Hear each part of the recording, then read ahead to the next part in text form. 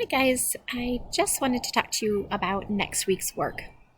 So, if you go into the week of May 4th through the 8th, you will see that on Tuesday you need to submit the final copy of your picture book essay.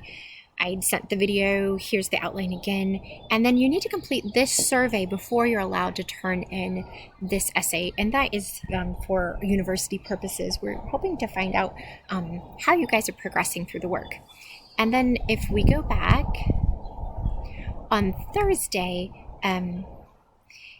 you're basically done for the week. I give you, if you'd like, extra credit. I usually allow you to revise essays, but honestly, I can't keep up with that much grading. So you can answer one of these questions, do a one-page typed response, and you can submit it there. And then I'd like for you to complete the survey so that I can just keep improving as a teacher and help my future students. The next Tuesday, or by next Monday, I will post the final exam. And the final exam will be cumulative questions that will ask you to use evidence from one of the texts that we've read. And I will talk to you about that next week. And as always, if you have questions, you can email me. I hope you all have a great week.